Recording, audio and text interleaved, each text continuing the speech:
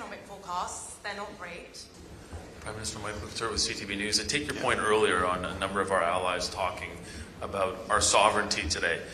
But nobody's come out forcefully and said those comments about the 51st state are just not on. Do you think that our traditional allies are not sticking their necks out because they're concerned that if they say something that'll anger President Trump, that they'll be next?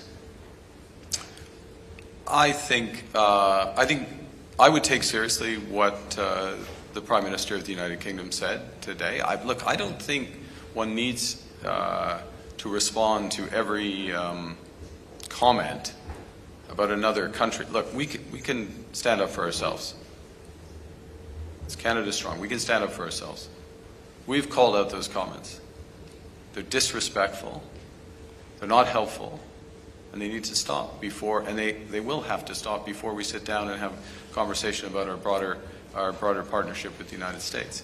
As it faces not just a trade war, you say you were enthusiastic. Enthusiastic. That was your word today. We take our own decisions with respect to our bilateral trade relationships with the United States. We're not trying to organize a coordinated retaliation. Other countries will take those decisions.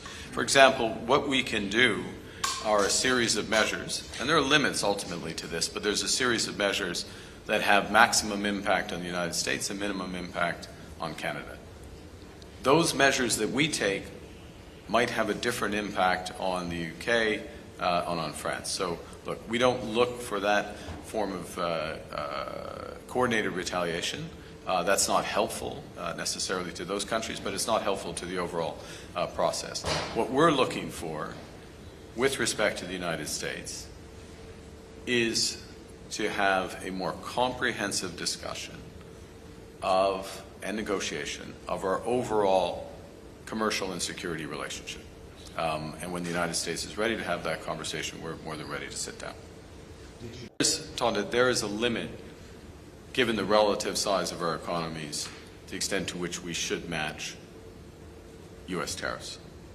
Right now, what the government has proposed, and with the 150 billion identified products, are products that have, as I said earlier, maximum impact in the United States and limited, but not zero. It's limited impact in Canada that we can affect. And my government's commitment is that we will use all of the revenues from those tariffs to support Canadian workers that are affected by the U.S. trade actions. Nos relations commerciales sont trop concentrées aux États-Unis. Ce qui est clair est que nos relations sécuritaires sont trop concentrées aux États-Unis. Il faut diversifier, ça c'est clair. The way Cabinet works, or at least the way Cabinet works in my government, is the Defence Minister and I had a conversation. The Defence Minister raised the issue with me. We had a discussion about Canada's options, and the fact is that under the contract, as you may know, after a certain number of purchases, then we have options on subsequent aircrafts. Given the geopolitical environment, given the fact that there are options, given the need for value for money, given the possibility of having substantial production of alternative aircraft in Canada, as opposed to sending, as we have been, on average 80 cents of every dollar to the United States, it's prudent and in the interest of Canada to review those options, and that's what the process that the Defence Minister has initiated.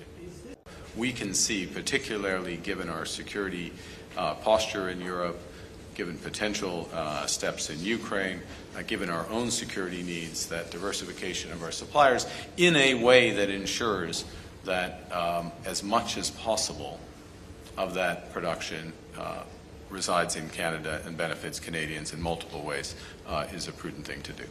That's what I can tell you. Support as Canada faces not just a trade war, but threats to its sovereignty. You didn't get that.